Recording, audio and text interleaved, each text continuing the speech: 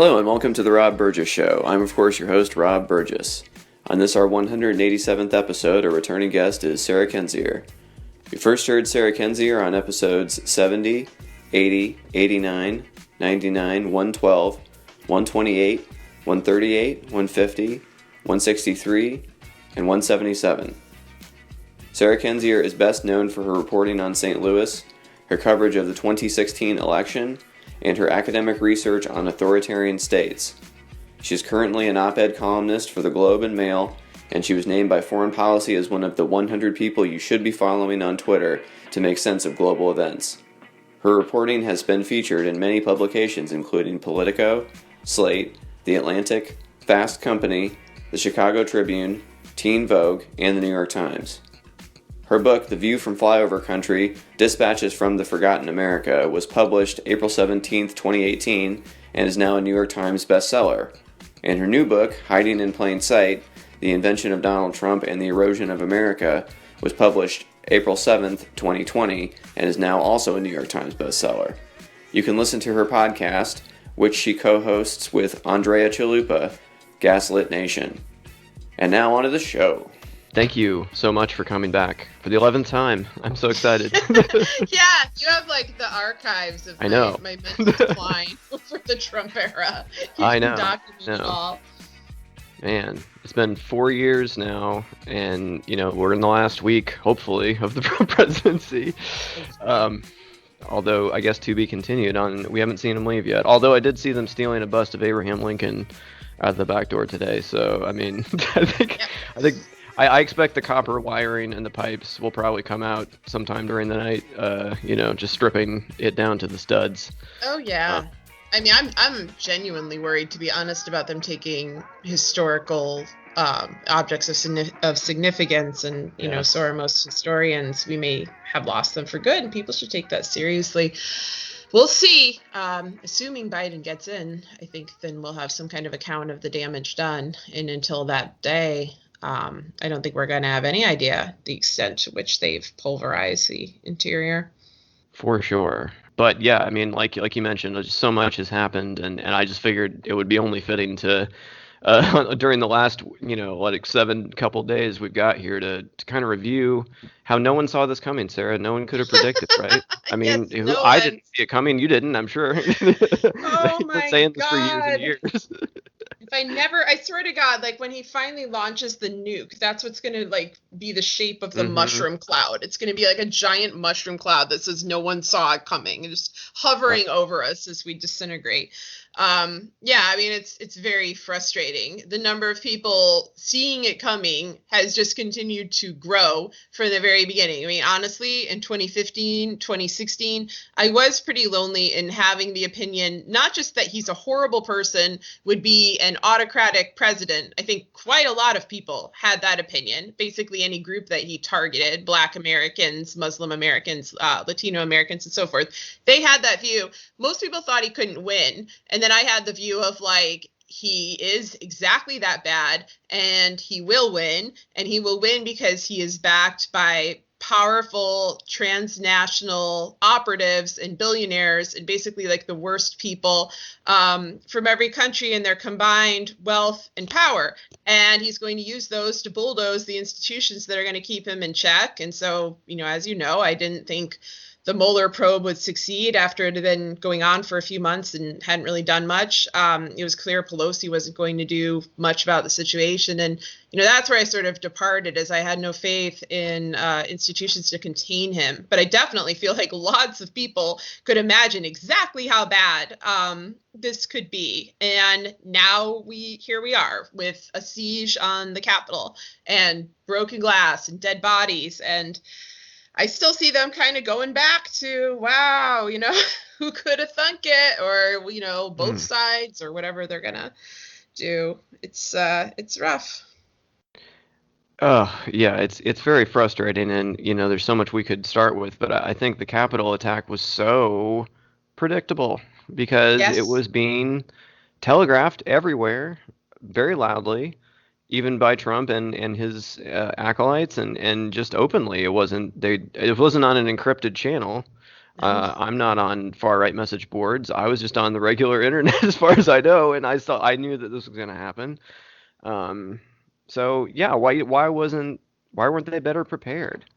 Yeah, I mean, that's a great question. And the answer to that question seems to be increasingly horrific the more we know. Because as you said, we knew the date, we knew the place, we knew the participants because the participants were telling us. They were like, hey, I got a plane ticket. I'm going to go seize the Capitol on January 6th. Like, they were very open about it. There are people like Lynn Wood, who hadn't been banned from Twitter yet, just yammering on and on about the details of the day and what needed to be done. And I remember reading the responses because there were some hesitant people, hesitant little MAGA supporters who were like, ooh, do we really need to take it that far? And he was like, yes, you do. And you could watch, this cult recruitment in action and how incredibly dangerous it was. But I kept thinking, well, this guy has like 1 million followers. Obviously, if I'm seeing this, then law enforcement agencies are seeing this. And since we've had numerous trial runs over the last 4 years,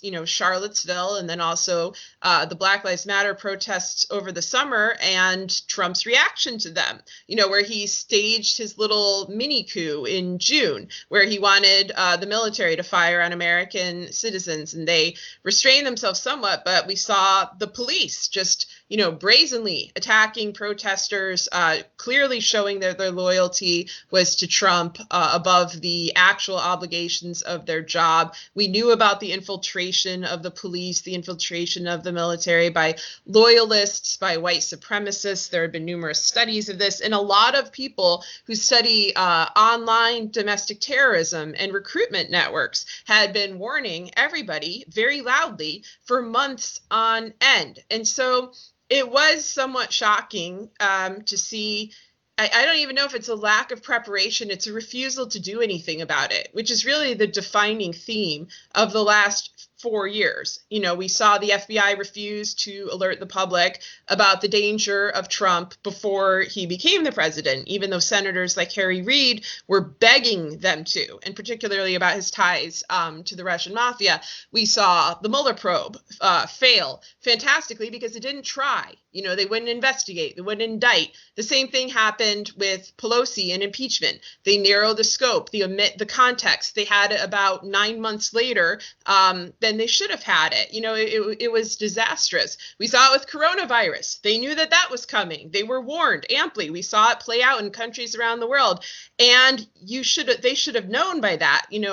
Decent people in government should have known. Of course, Trump's not going to do anything about a pandemic, but let it spread and kill people. This is a guy who gets off on mass death, and this is a guy who sees catastrophe as an opportunity to profit. So they should have been guarding all of the PPE. They should have had backup plans for backup plans. And this is yet another very predictable situation that no one seemed to have a backup plan for. But what I'm worried about is just the prevalence of anti-American actors within these forces, of seditious individuals. I mean, we see them obviously in the Republican Party with people like Josh Hawley or Ted Cruz or Mo Brooks and the House representatives who were working directly with these white supremacist militants to attack our country. It's a much deeper and more spread out problem than people imagined. And I think it's because folks thought, well, on one hand, they didn't believe what was in plain sight was serious. They thought that this was just some goofy, LARPing wannabe thing. It was also repetitive. I mean, we can't forget that Roger Stone, of course, promised a bloodbath in 2016 if Trump lost. Like, they announced this plan 4 years ago, so it sort of had this like rerun effect. But they also managed, while the participants, the sort of, I guess, everyday people who can afford fancy hotels and planes, they were very loud about what they were going to do. I think members of the police and the military and the FBI and others kept very quiet about their complicity in the plot. I just saw something break from NPR about how the FBI did nothing even to investigate this, even as all of the warning signs were being plastered all over social media. And, no one from the FBI thought to speak out and say, hey, the rest of my bureau is not investigating this upcoming coup. We have a void here. There's just no responsibility. There's the thin blue line culture, has extended into so many different institutions. And that's very dangerous because I'm just left like, who is protecting our country? Who is even in charge of our country at this point? Mm. Yeah, well, the call seems to be coming from inside the House because, catch me when I say something that's wrong, but the plotters, many of them, got congressional tours beforehand, knew exactly where to go, were directed by, and they tweeted out people's positions during this, actively helping them. They knew where unmarked offices were. Panic buttons were ripped out. Yeah. What is going on? Like, that is an inside job. I'm sorry. Like tell me that's not fishy. No, it's absolutely an inside job. And, I thought that the House should have impeached immediately after the vote, and it took them a week, but whatever, it's done. They did what they needed to do with the impeachment.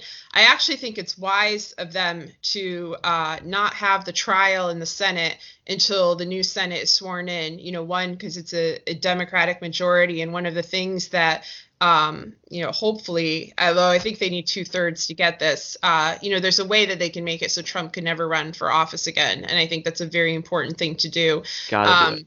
And I think that if they present the full case to the Senate, they will know so much more information by the time a Senate trial takes place about just how vast the complicity was, just how murderous the intent was, who was targeted, how people were recruited.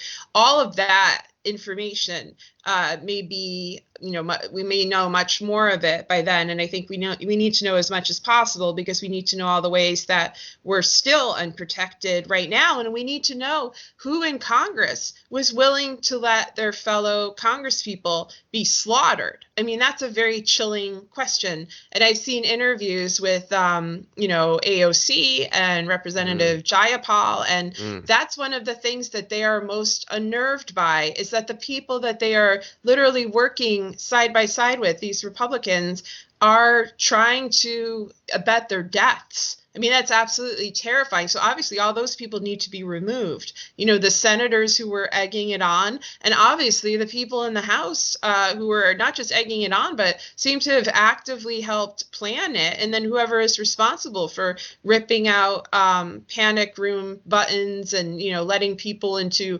doors that weren't marked. Like that's what happened to James Clyburn. There are a lot of very frightening things, and many of them seem to be targeted towards representatives of color. It's just not surprising. But again, I wonder, where was the plan from the House? We were all worried about this date because, of course, we knew the votes were going to be, counted, that this was a day of the official marking of the ballot. So they knew that. That's it's why a date that's in the Constitution. This is the secret knowledge that we know this. And then there were all these other things, I think I even brought up some of them possibly on your show months ago before I even realized that it was this date. Michael Cohen, for one, kept talking about how he thought Trump was going to go to Mar-a-Lago and just make sure he's not in D.C. on the 6th. He doesn't want to be there on the 6th. Something bad is going to happen on the 6th. And, Michael Cohen's a mafioso, and he speaks in code. He told us that, when he testified under oath. And so the minute I heard that, I was like, oh, my God.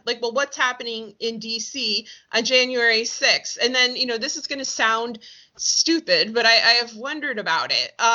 We know that Putin has wanted to have revenge for the collapse of the Soviet Union, and that is one of his goals in having a Russian, a Kremlin asset as the president of the United States, and, facilitating the collapse of the United States for profit, but also for him on a personal level for revenge. The Soviet Union collapsed on Christmas Day, December 25th, 1991.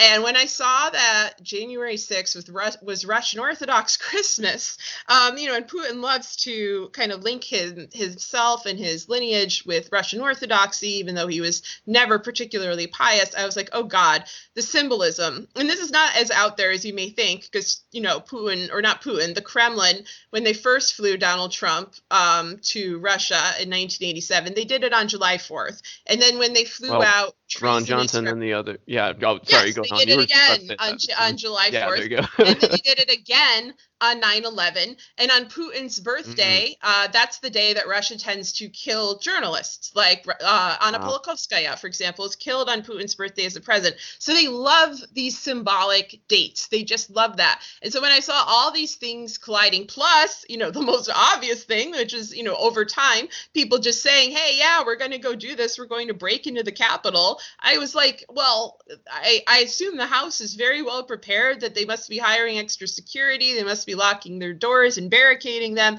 They must, they definitely wouldn't be like leaving laptops around or something. And they did. And I'm kind of like, were you briefed like with lies? Like, did someone lie to you about the extent of the danger, or do you not have common sense? I mean, I don't want to blame the victim too much, but it's weird to me because we as just sort of spectators could see it coming from reading Twitter. So wouldn't they know on a more intimate level? It's just really weird. Oh, it's so weird. And the thing is, again, like you said, let's not blame the victims here at all. We want to blame the people that are directly responsible for this at all times. But I'm old enough to remember a certain call to Georgia. What was it, 10 years ago or last week? I can't tell. Yes, on tape. Yes, an hour-long phone call where he's. I mean, did you listen to the whole thing? Yes, I did. Yeah, I listened to the whole thing too. I'm like, how is he president for one more minute? Like another minute? Like, get him out of here. Like, and he was rational too. That's the thing. Yeah. I'm so tired of people saying, "Oh, Trump, he's so crazy. He's wild and out of control." It's like, no, he's a mobster. He is a career criminal who gives threats and directives and works with other career criminals, many of whom he had just pardoned. People like Stone and Manafort and Flynn, who were essential in this plot. And so that was just a typical call. And I'm sure that Republicans have been dealing with calls and threats like that from Trump for 4 years. I mean, that's what the Ukraine call that he got impeached for was like, where he was like, Maria Ivanovich, she's going to, like, I can't remember, like have some bad things happen to her or whatever. The exact, but she's going to go through some things. That's how he put it.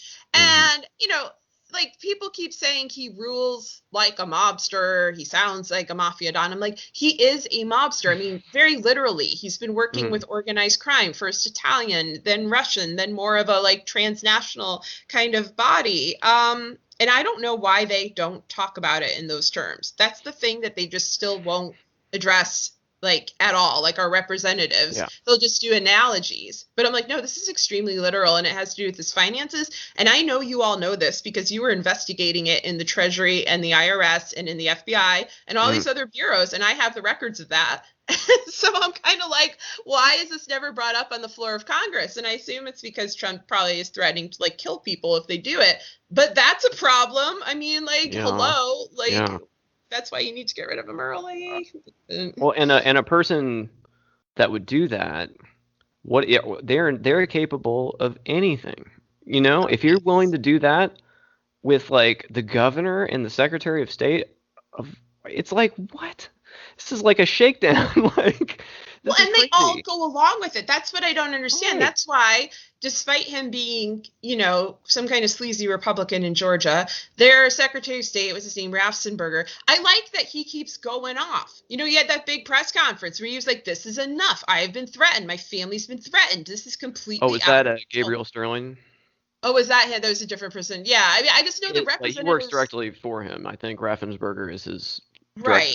Yeah. It was from the Secretary of State's office. And then, of course, Raffensperger was refusing to give in to Trump on the phone. And it's like, yes, I know these are Republicans. And yes, I know these are the same Republicans that were involved in denying Stacey Abrams her legitimate win a couple years ago. But they're at least like, they've got some like cojones, like they're actually standing up to these people.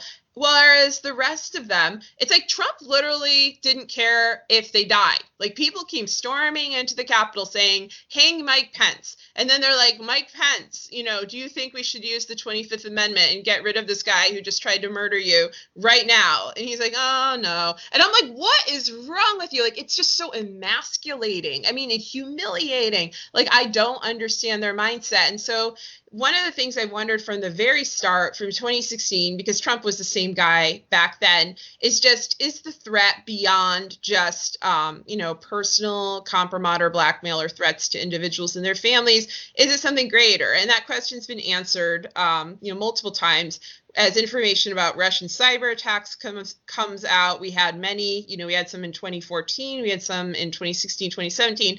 And of course, right now we're under the biggest one that has the potential to just bring down our infrastructure. And we don't know who's holding the reins. And given that Trump is a Kremlin asset, I assume that he has some kind of connection to this. So that may be something, maybe, holding people in check. And then the other thing I'm worried about is Trump wants to use nuclear weapons. I don't know exactly what Pelosi was doing when she decided to meet with the Joint Chiefs of Staff and was like, hey, if Trump's going to nuke something, like, don't let him. And then she reports back that they were like, yeah, cool, no problem. That's not how it works. Like, that's not how the protocol of launching nuclear weapons works. I wish it did, but the only way you can get the president to not launch a nuke is to remove the president. And, I think we need to remove him immediately because I think he may do that.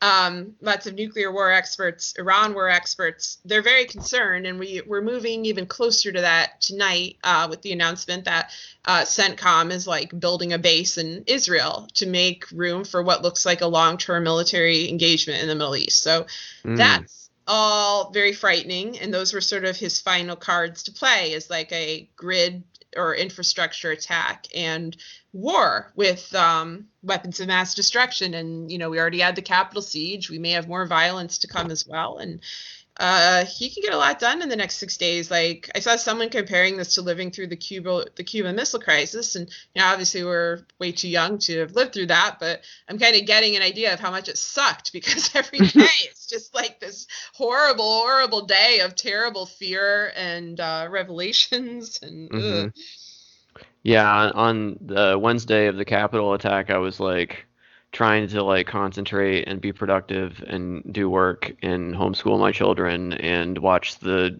Capitol be insurrectioned. And like, I was like, I'm just during a pandemic, and I'm like, I can't like get down on myself for not being productive today. I have to give myself at least a little space, because it's like, what is even going on? Like, how is this happening?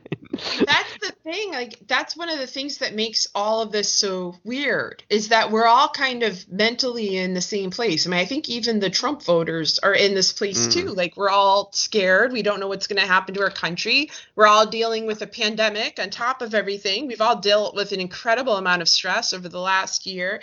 And, for me, because I expected it and because it's literally my job to study it, like, for a few minutes, I almost forgot that it was shocking. Like, I was watching it online, and then, I went downstairs to like get some coffee or something. And my husband and my kids were like watching it on the couch with like their jaws dropped and tears in their eyes, for a couple of them, especially my son, because he's the youngest. And then it hit me, like, this is historically awful. Like, this is horrible and shocking. And I can't just sort of observe for like, oh yeah, well, there's the siege that I knew was going to happen. Like, it really hit me when I saw the look of panic and horror, and when my son just wanted it to be turned off because he was so terrified by what he was seeing, by all the weapons and the screaming, and and the fact that it was real. He kept asking me that, like, is this real?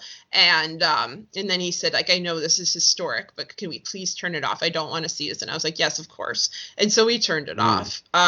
And that was just one of those things. And I kept thinking how many families across this country were in that position, how many people had just stepped away from work, and we were all just watching this horrific attack on our own country from within our own country, like unable to fully explain it to our kids, unable to fully explain it to ourselves, even if we knew it was coming, but just like the complicity and the ability for it to happen, the fact that police let these guys in, it just makes it seem like absolutely anything is possible, even beyond my terrible imagination. And we all know how terrible my imagination is. Like, this was in some respects worse. And so it's chilling, because I don't know, like, really what's down the road, except for more bad things. Yep. But I forgot even another thing in the things I was listing, pointing to this being helped from some shady forces. The wife of a Supreme Court justice may have bought 80 buses for people to get there. I read. Yeah, Ginny Thomas. Yeah. And there was like some other dark money things happening. And I think when we follow the money on this one, it's going to be real interesting to see where it goes, you know? Oh, absolutely. I mean, and we just did on Gaslit Nation, Andrea broke a lot of this down. Like the Koch brothers seem to have some investments in this. There's also Russian mafia money being pumped into this, which is unsurprising. There were foreigners and foreign flags in the crowd. It's difficult to tell if these are just, Americans who are immigrants and, speak another language as a first language, or people who actually came from another country for this. I mean, I am somewhat curious about that, but the money trail is definitely the thing to follow. And also just the amount of rich and connected people, who were dressed up in these sort of salt of the earth costumes, but were the sons of CEOs and, were independently wealthy and had the time to do this. Like, it's all the reality show of Trump. It's all it's just like his rallies where he would hire actors, to like play Trump fans and, pretend that this was just this down home phenomenon where, the actual Trump voter tends to be middle to upper class, almost always white, mostly men. This was a representative sample in that respect as well. But yeah, I think that, it needs an incredible amount of investigation. And, part of me is afraid that so many other things that really need investigation, like how the coronavirus was handled, the Trump-Russia case, is he a traitor, all of this, the 2016 election, those all need to be investigated very thoroughly too. It's like Biden needs like a ton of commissions, and given that we have a giant unemployment crisis in this country, we might as well fill those commissions with investigators. I honestly think he should do this, because you can't let any of these crises go. It's like we really had the worst of all worlds for 4 years, and this one in particular is incredibly serious, and they can never just kind of just be like, wow, I wonder how that went down. I mean, because there's so many facets to it. There are so many people involved. It's very frightening. But on a different subject, I do wonder what Mike Pence's game is. What is going on with that guy? He almost is killed, hung. They brought a gallows. You know what I mean? Like, they had it ready. They had not zip ties. What did they? They're not nylon crowd control cuffs or whatever they call them. They were ready to, I think, make good. It just seemed like they were going to do that. And he still won't pull the trigger on the 25th Amendment. Does he? I mean, what is going on with that guy? Like, is he think he's still going to be president somehow, or? I feel like they maybe underestimated how much of the rhetoric that they put out there, that especially Trump was putting out at his rallies in the week before, where he was getting angry at the Republican Party, telling people not to vote in Georgia and so forth, how much people would take that to heart. Because to them, it's just for a game. I think they don't want Mike Pence to die, because he's a very useful political figure for them. He can do things like pardon Trump. Why would you want to kill that guy?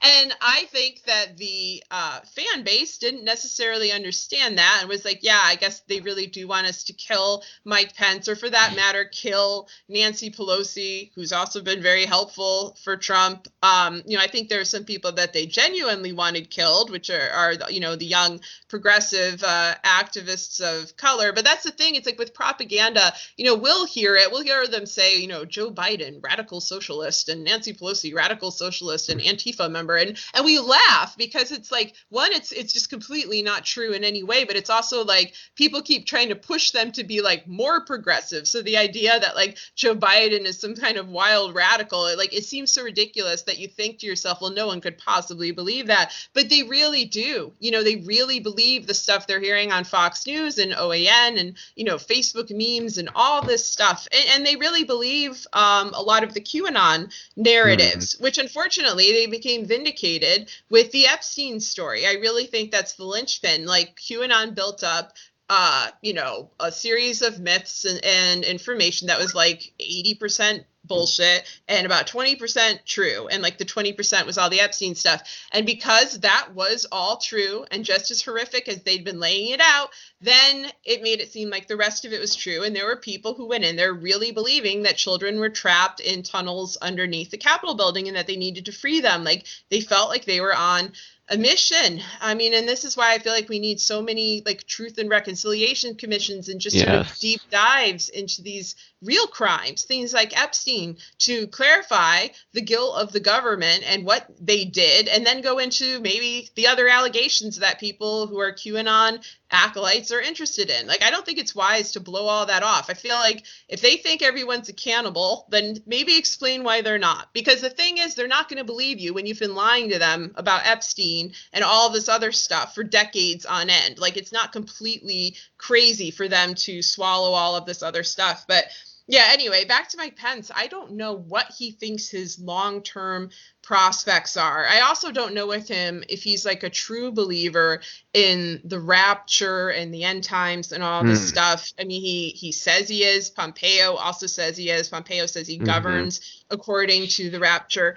And they've been saying this is like the apocalypse. And some of them think Donald Trump is Christ. Some of them think he's the Antichrist and that he's like signaling in the end times. And they're totally cool with voting for the Antichrist. They think that's a great plan.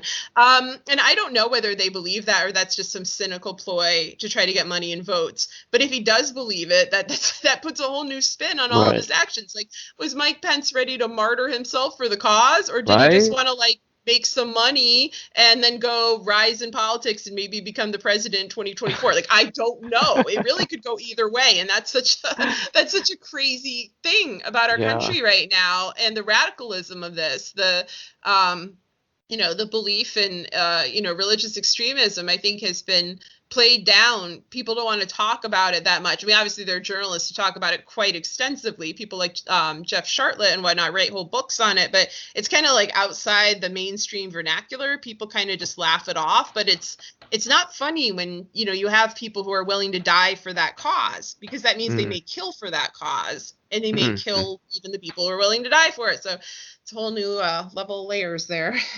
Yeah, I just never know if they're like actually getting high on their own supply. You know what I mean? Like if they're like the propaganda that they're selling, how much of that they're buying themselves by accident. I mean, I can tell with some of them. Like I know, with Trump himself, that he does not believe any of this stuff. Even when he was caught on tape, he didn't know he was being taped with Lev Parnas, and they were telling him how in Ukraine, there's a rabbi who said that Trump is the Messiah, and how he's worshipped by, I believe it was Chabad and other Jewish communities in Ukraine, and how Parnas and Fruman also think he's the Messiah. And I thought Trump would be like really into this, like he'd be super excited to be called the Messiah, because of his ego. But he was just like, yeah, anyway, let's just get back to talking about the money. Like he said something like that. Like he just wanted to get down to like, well, how much am I going to make here? Like being the Messiah. Like it was very practical. And I think that that's kind of how it is, because he doesn't believe in like an afterlife. He doesn't believe in God. He doesn't really get into the whole religious thing. He just knows it's useful for winning over people and making more money and getting more power. And it's a means to an end. But then there's others who, Kushner has some really horrific, religious beliefs, beliefs about his own superiority. He sees extremist rabbis, obviously Barr, Pompeo, Pence, Barr is an Opus Dei. Like we have a lot going on. That's the thing. It's like there's so many different strains of extremism and so many different faiths all kind of working together, but none of them really being like great representatives of the religions that they come from. Like they're such outliers, they're such extremists that it's hard to kind of get a beat on like, well, how are all these things working together, and what are y'all up to, and like what's the end game here? Or is the end game the end times? Like that's the question. No one's gonna ask that at a press conference, but guess we'll find out, won't we? Oh yeah, absolutely. Well, when I was watching the Capitol get attacked and they were making their way up, to the entrance, I was just thinking, like, as they're like, we'll get to this in a second, where they're like hitting policemen with Blue Lives Matter flags and American flags, and just irony is dead now. So yeah, but I was thinking, like, they think that in their telling of the story, they're the heroes, they're the patriots, they're in the role of 1776, and I even saw it when they did the objection in for the Arizona, when I was watching that, and like Ted Cruz stood up. I swear I could see it all over his face. He was like, "I'm one of the founding fathers right now. I'm George Washington standing up," and he was like posing for a painting as he was standing up. It's like, these people for real think that they're the heroes of this story. Like I think they couldn't be more deluded and wrong, but I'm sure think exactly the same thing about me. And it's like, how are we going to like deprogram this many people? I don't know. I mean, for them, on one hand, it's a craven power grab, but I think that the way that people like Cruz especially dealt with being humiliated by Trump, Trump who insulted his wife, his father, himself, all these things, is by saying like, well, this needed to happen so that I could ascend and the other neo-Confederates could ascend in our great, holy, patriotic cause and create a new America out of like the wreckage of the Obama era. Like, I think that that's how he kind of convinces himself that what he's done is not a mafia syndicate, which is what he's actually done. But, like you said, like he has some noble crusade. I think it's a coping mechanism in a way. And like that's very disturbing. I don't think necessarily most Americans are on board with this, because when you get down to like the practicalities of this, like if we're going to become a fascist state, or if we're going to say split into partition separate countries, which is like one of the worst ideas I could possibly think of. Like what happens to like our federal lands or our treasury or the stock market, or somebody brought up some other example, something that would go terribly right. Anyway, it would the CDC, which is in Atlanta, Georgia. Yes, the CDC, the public health system, the IRS. I mean, it's like it's very complicated. It would not break apart neatly, to say the least, but it won't even, it was so chaotic in the aftermath of the collapse of the Soviet Union. But what they did have were delineated republics that existed before the Soviet Union pretty much was built. I mean, they strengthened the nationalism within those republics and whatnot. But, the Uzbek Soviet Socialist Republic turning into Uzbekistan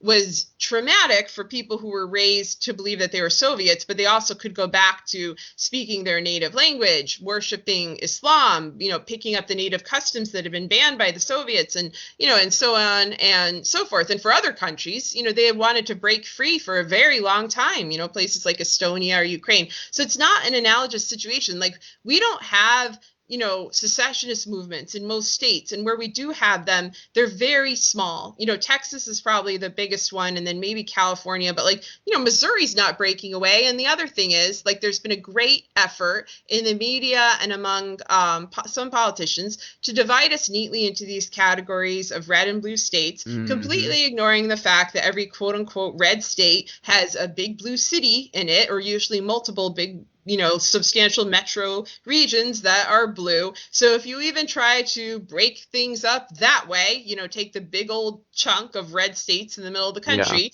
you're taking with it St. Louis, Cleveland, Indianapolis, all of these places. Like, it just doesn't make any sense at all. Like, we're not going to get to sit at the cool kids table at all. I keep thinking, where the hell would I go? Because I know what would happen. Let's run to where? Where do I run to? St. Louis would immediately try to join Illinois, and Illinois would be like, hell no. We don't want you.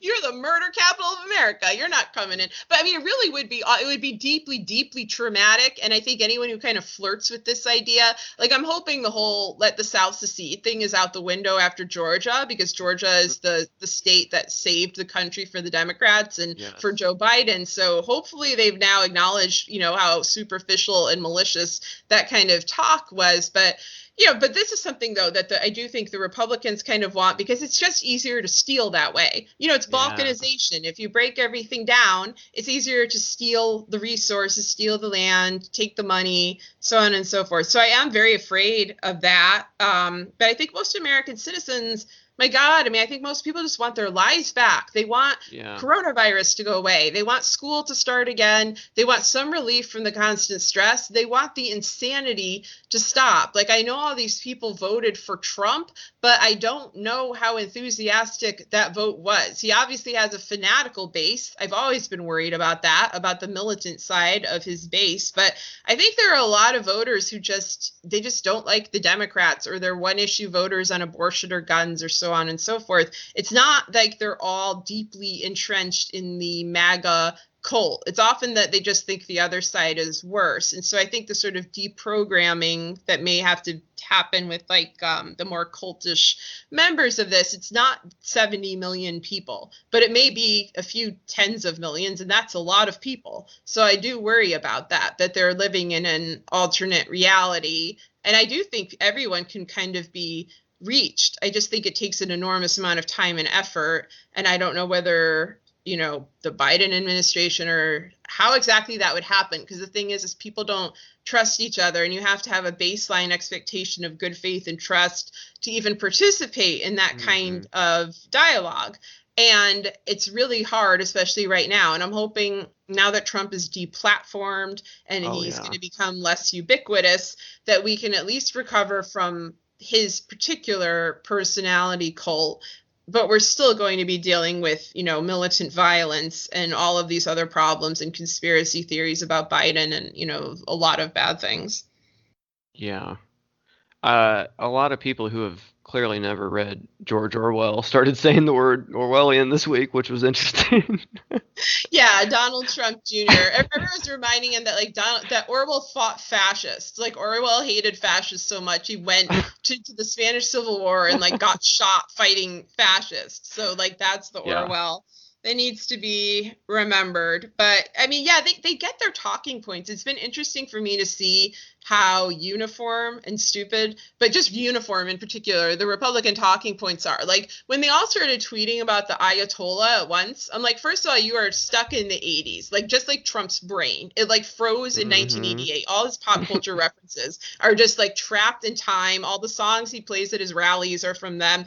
I'm sure he was very excited by the revival of Cats at the movie theater. He was probably the only person who liked that. But anyway, they all go on and on about the Ayatollah, which made me feel like I was in fourth grade hearing about like the scary Ayatollah and Salman Rushdie and fatwas and whatnot. But of course, it's also because they're trying to get everyone pumped up for a war in Iran. I mean, that's the much more nefarious, messaging going on there. But the way that they just recite these points, it was like that at the impeachment hearings too, where they just had identical idiotic things that they were clearly like reading from some kind of script. The first impeachment was like that too. I know it because they went after my Gaslit Nation co-host's sister. Like Devin Nunes would, started off by talking about Alexandra Chalupa, and everyone was like, well, what the hell is that? And, but in their little universe, in their weird little alternative reality, she's like this huge player. And so that's like one of those things that's just so strange about living in this very special time. Yeah. But I guess we should give Jack Dorsey the minimalist amount of credit in the world for finally coming to its senses and kicking the guy off his platform. I do think some of the willingness for some of these Republicans to poke their heads above the parapets or whatever is that there's no Twitter account to yell at them anymore. And it's amazing how much psychological power that had, and it went on for so long. But then I saw Jack Dorsey had a Twitter thread today. He was like, I don't know, should I have done that? And I'm like, yes, you should have done it. What are you talking about? Are you seriously gonna like let him back on or something? Like, I hope they don't. Oh, like, was he saying that he might? Yeah, you should go look at it. It was like earlier today. He had some Twitter thread about it. I'll find it. But yeah, it was crazy. Like how long that went on. He should have been kicked off years ago before he was even president. If he had, people would be alive. I mean, that's one of those baseline things. Just on coronavirus alone, he sent out so much false public health information. He literally got people to drink bleach and to do all of these dangerous treatments that killed them. And there are people who laughed at the people who did that. But a lot of it was older people who never in the world thought the president would just lie to them like that. It just lied to them in such a cavalier way that about something that could kill them. I remember hearing a woman who was a widow because her husband had drunk like Clorox or something because he thought that it cured coronavirus because Trump said it. And she was weeping and she was like, whatever you do, don't believe that man ever. Don't trust that man. He took my husband. And I feel horrible for her. And, that's just one example of many, many people. There are people who are incited to, commit crimes, hate crimes because of him. And yeah, it was absolutely the right move. It was interesting to me that all the tech companies aligned at once to deplatform him, and then that Parler went down shortly after. So it's like that gives me a clue that there's something worse planned, and they were trying very hard to break up the communications. But I just hope that they're on top of monitoring the communications if people are scattered all over the place. I'm a little bit worried because of that. But yeah, the power of Trump's tweets, the way people were afraid of them. I mean, I kind of know how that is. Like, I woke up this morning and this absolute psychotic woman had written some massive thread about me and, going on and on about all these things I had said at some conference. Her name is, she's a rabbi named Rudy Regan. And so reading it, I'm thinking, what the hell? I was never at this conference. Like, what is this? And I was getting death threats as my family was getting death threats. I was getting death threats. And like, what is this? And then I wrote to her, like, I don't know what this conference is. I don't know who you are, and you're lying. Like, she said, my main activity was suppressing the vote and telling people not to vote, which is obviously like 180 degrees from what I do. And she's like, oh gosh, I mixed you up with someone else. I meant to target somebody else. And I'm thinking, what? Like, you are a horrible person. Just everybody, it's RUTIREGAN. I want this on the record because my whole day was made hell by this absolute freak show who should be fired from her like rabbinical practice or whatever. But that's the kind of thing that happens. So I do know what it's like. And obviously, if the president of the United States is doing something like that to you, it's even more terrifying because you're getting, thousands and tens of thousands of people coming at you. Nonetheless, if you're an elected official, you should know how to deal with that. And we've seen plenty of elected officials. I'm sure they're not happy about dealing with it, but they deal with it pretty well. And when I see people who have like millions and millions of dollars in private security and guarded homes getting freaked out by quote unquote mean tweets, like, I have very little sympathy for them because they're public servants and their job is to protect us and not duck and cower because Trump called them a bad name. Like, it's so ridiculous to me. Like, but yes, I do think that the deplatforming will go some way because it's worked on others. When they kicked other violent white supremacists off these networks, they really had a hard time reconvening their movements. It was effective after Charlottesville. I hope it's effective now. Obviously, Trump will try to, assuming he leaves, start some kind of media network or join an existing media network. I'm praying to God the publishing industry does not let him write a book. I will be... oh God, I will just vomit. I don't know. I mean, there's a lot of things he can do. But if we're at that point, honestly, then that means we're still a country. If we're worrying about things like that, if we're just outraged about a Trump book deal, that means we're not outraged about like a giant, nuke getting dropped on something. So I'd take that over the latter, though it's still obviously unacceptable. Definitely. But wasn't Trump going to fly to Scotland, and then I've like barred his entry.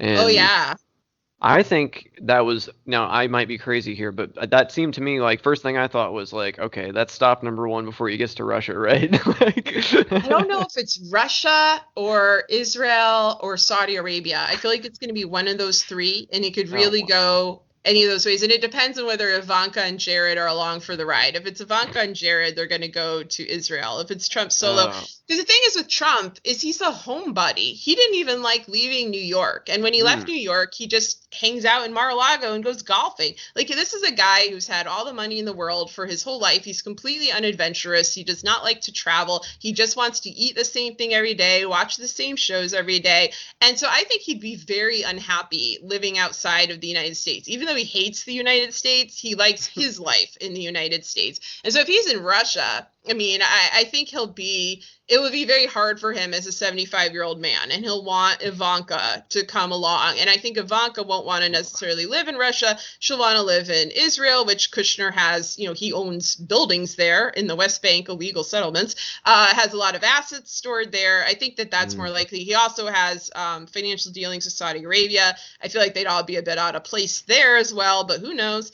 I think not ideally, because I want them all just to get the hell out, but I think in their ideal world, they don't want to leave at all, and they're going to do everything they can to stay. But I don't know about criminal repercussions, and I do think it's significant that corporations are finally cutting themselves off for him, like the PGA golf tournament, the New York City banning Trump organization deals, which I'm like, Jesus, why didn't you do that like years ago? I mean, my Lord, like I didn't know that those still existed, and usually pretty up on this stuff. Deutsche Bank That's an interesting one. They've decided to no longer do deals with Trump, and they do deals with literally the worst people in the world, like mafiosos, arms traders, child pedophile traffickers, like Epstein. That's where he kept his money. And they're like, nope, this guy's too bad. And so that's interesting. But what I'm hoping it means is that Deutsche Bank, if they're done with him, is going to offer up the goods, like all of the financial records, and help criminal prosecutors build a case against him. That would be great. I don't know if it'll actually happen, because I still feel like we're going to be feeling like we're living in a mafia state for a very long time until the actual mafia is cleared out. And because it's an international mafia, it's very difficult to defeat, because it doesn't always fall within our legal jurisdiction. As Americans, we often don't have the power to defeat the worst people without like going to war. And I don't want to do that. I'm hoping they just do things like the Magnitsky Act, where they're freezing the assets of oligarchs and other people who are, engaged with blood money. Basically, I think that's the healthiest way to do it, a way to do it that, we want to avoid any kind of conflict that even gives a chance of civilian casualties. Like, I'm very, very against that. I don't want a war in Iran. I don't want a war with Russia. I don't want any of that. But I don't think that, the people in charge feel the same way I do, unfortunately. Yeah, and I can't believe we're not even talking about the greatest cyber attack in the history of the country, and it's only been a couple weeks, but there's been so much that's happened, obviously. But what has, I don't hear much about that anymore, but that seemed like a pretty big deal. It's like the Capitol siege, in that the more you learn about it, the more terrified you get. Like, you find out that the infiltration is worse and worse and worse. Like, more private companies, deeper into certain, departments. The Department of the Treasury, which was already compromised, was heavily infiltrated.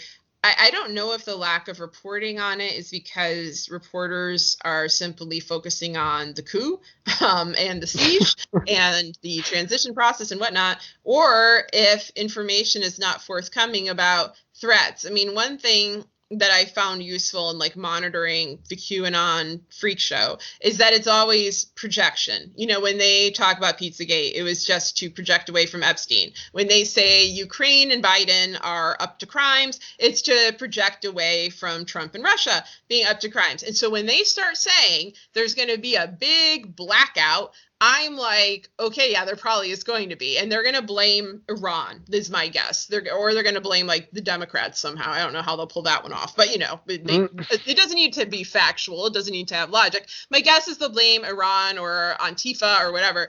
But I feel like that is likely not because QAnon said it or Lynn Wood said it, but because we just had a massive cyber attack that affected the grid. And so I've been bracing myself for that. I'm a bit scared if it happens, it may be this week, to coincide with more acts of violence in the final week of the Trump presidency and keep us from communicating. We're all on our cell phones and whatnot, cut off our internet access, our bank accounts, things like that. So, I think I said this every time I'm on your show, that it's always good to have some extra food and water. So I don't know. Once always again, there's my reassuring message. But absolutely. Well, if the last year has taught us anything, it's I can never be too prepared. And again, this is not based on the ramblings of QAnon, but on the cyber attack and on precedent. Because when the Kremlin did a massive cyber attack on Ukraine, one of the main things they did was, bring down the grid as a symbol of their power, to send Ukraine a message and say, we control you now. We could do this to you if we feel like it. They may want to do the same thing to us. So that's hopefully won't happen. Hopefully we have better cybersecurity, but honestly, I don't think we do after 4 years of Trump being in power, gutting the cybersecurity. I mean, for a little while, Rudy Giuliani was in charge of it, so that doesn't really bode confidence. And, Wow. Well, on a lighter note, I wanted to ask your opinion because we are going to get some camping gear because we want to, when the weather turns nicer, we want to go on more road trips and kind of be outdoors as much as we can coming up. So I know that you and your family go on trips and hikes and things like that. So I was wondering if you had any tips on things to get, like camping gear type stuff. For Gear, I don't know. I mean, we often do stuff like, we'll rent like a little cabin, and it might Oh, not that's have a good electricity, idea. That'd be but fun. we're not Yeah. all in a tent because there's You no don't way you in don't hell do the my tent kids. thing, I guess. No, my kids are just not into it. Like we've done it a couple times, and it was more of a like we were up all night with the everyone kind of freaking out about stuff. For a place to go, since you're in Oh. Indiana, like a sort of underrated place that I know really well is Ozark Scenic Byways. If you've ever been there in southern Missouri, What it's part of like the state is that? like Oh, okay. just the very southern part near the Arkansas border, and it actually Okay. extends into northern Arkansas, and it's Okay. just absolutely beautiful, and it tends to be way less crowded than like other national park places that I would otherwise recommend, like Glacier, Rocky Mountain, or whatever. Like this is like a the hidden gem of Missouri. Okay. I mean, one thing that Cool. sucks is like some of my favorite things to do, like going cave tours, are closed, but it's just Yeah. beautiful, and actually it's a place to look if you like camping. There's so many campgrounds. That's why I thought of it. And then they're really, friendly and like have things there on hand. I mean, coronavirus has complicated the situation, so I would check. But because a lot of folks are like, let's go camping, nothing else to do. But it's definitely worth it. They have some of the deepest springs in the U.S. So it's like this bright blue water in the middle of Missouri, surrounded by like mossy rocks. Like you feel like you're in Oregon or something. It's cool. Did you just ask about Indiana Dunes? Yeah. Mm-hmm. Oh yeah, I went there this summer.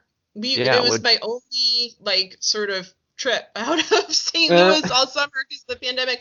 We went and we saw the comet. We saw Neowise. Like we went up to the dunes and onto the beach and brought a telescope with us and looked at the comet. And we went swimming too, which was super, super fun. Although it was another one of those things where everyone had like the same idea. Like everyone from Chicago, because everything was shut down, had headed into the dunes. And then a lot of the Michigan kind of vacation cities were very overrun. So they were also heading to the dunes.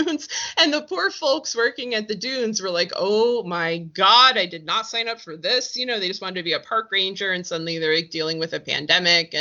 But I love going there. I definitely want to go there off season when it's not quite as wild, but it's cool. We went to Valparaiso. Is that how you say it? The home of Orville Redenbacher. That was exciting. Absolutely. Sat on a bench next to a statue of him, maker of popcorn. Thrilling. Nice. Anyway. Cool. Yes. Gotta get your pleasures where you can these days. Oh yeah, absolutely. No doubt. But you've been listening to any good music lately? Yeah, actually Blue Oyster Cult put out an album in 2020. Which is there's a song on it you should hear. It's called Florida Man. They have all these songs about monsters. They have like Godzilla and Nosferatu and Don't Feel the Reaper and all this stuff. And so they made a song called Florida Man, and it's about how the Florida man is the way he is because the Seminole people cursed the conquistadors and therefore cursed the whole land of Florida. And so the poor Florida man and woman become the way they are because of this ancient spell that was cast over them. You have to just go, after you're done talking to me, like go on YouTube and find Florida Man by Blue Oyster Cult, because it's the best song. Like I was just dying like listening to it, and the whole album is really good. They haven't put out an album in like, I don't know, 15 years, and I didn't even know it was coming, because who the hell checks that? They're like 75 years old, like the members are. But it's really good. It's like totally up to par, and Florida Man just like kills me. It was just very amusing. That's very funny. Yeah, this is a couple of weeks late, but I found out this year that Twisted Sister made a Christmas album. Oh, I didn't know that. It's called Twisted Christmas, and they have a version of Come All Ye Faithful that is set to the music of We're Not Gonna Take It.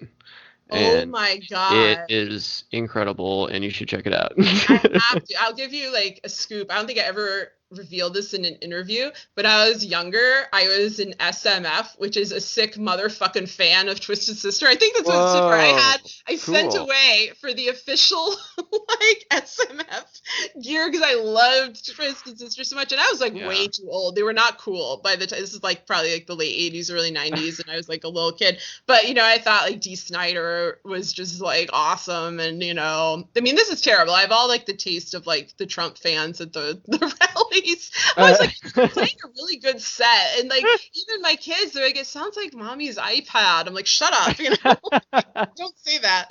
But it's true though. He has a lot of good, classic rock, 80s songs, 80s hard rock, whatnot. Anyway, I should stop talking because I'm revealing too much, but I'm definitely going to check out the Twisted Sister Christmas. So. Gosh, you're going to lose all your credibility here in the last couple minutes. I have no. Well, the nuke is coming, so I don't need to worry about you it. You got to come clean with it now. If you're going to say it, you got to say it. So. Yeah, right. Tell me you love Twisted Sister before we're all I think that information will surprise precisely no one, so I'm really not too worried about that. Oh no, yeah. When I shared we're not gonna take it with my daughter, she like lifted off the ground like she was like flying around the room. She was so excited. Awesome. So I'm not sure the video, although they look kind of scary, honestly. But yeah, they won't get the Animal House references, but yeah. I didn't either when I was a kid, but it didn't matter. I just thought I was like, yeah, they're not gonna take it. It sounds like they're not interested in taking it at all. I think that's where it all comes from. That's my defiance to authoritarianism. It's all rooted in Twisted Sister. The secret's out. All right. Well, we're going to leave it there. Thank you so much for taking the time. I hope that we're, still in one piece the next time so we can talk, and have a good rest of your night. Yeah, you too. Thank you. Take it easy. Okay, bye.